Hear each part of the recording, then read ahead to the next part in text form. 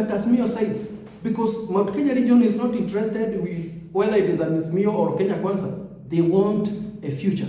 They want to see a leader, a running mate that is going to deliver future president for them. So on the side of Azimio, we see Lee Kenyajui coming up strongly.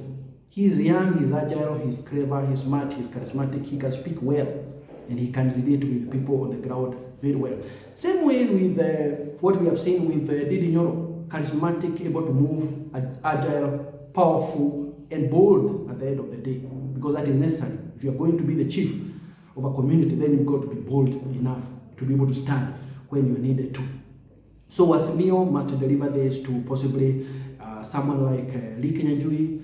If they don't do that, possibly they could go to Peter Munya. Peter Munya can actually deliver a lot of votes in Meru for Azimio, because Meru actually believe in him and they can follow him up to 75%. I believe if Raila chooses Munya, he's likely to get a lot of votes in Meru. Remember, Meru was the place where he got a lot of votes, out 10.5% in 2017. The only region or part of Mount Kenya region where he got more than 10% was Meru.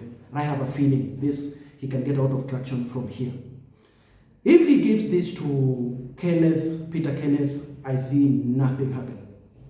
Peter Kenneth may not have any traction in Murang'a. He may not have any traction anywhere.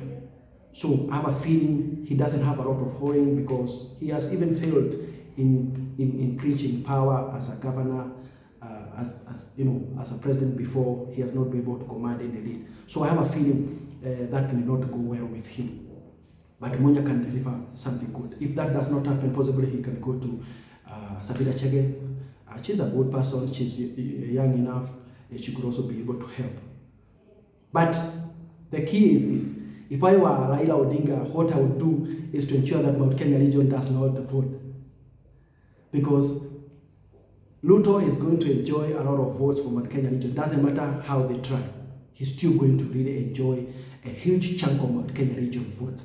And if you're talking about 8 million, he could actually run away with 5.5 million, 6 million.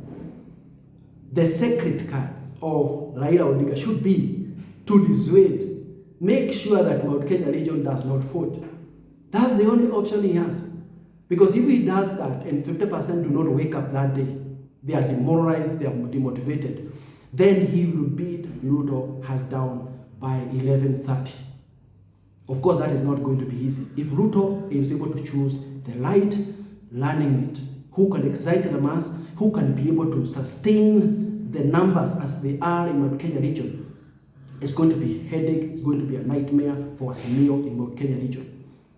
And as I've mentioned before, Didi can do this very well with women. He can do well with young people. He understands them. He can talk to them. There is always the screaming every time he wakes up. There is that excitement and that enthusiasm.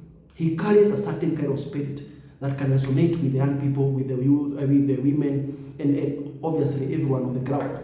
So if that happens, then it's going to be very tough for Azimio. But I have a chance now that Kalonzo has come. He is likely to be the game changer. Remember, in our poll, we just said the difference was about 4%. If Kalonzo bring in about 2.5%, we're almost at par. So, in fact, as we speak today, it is anyone's game.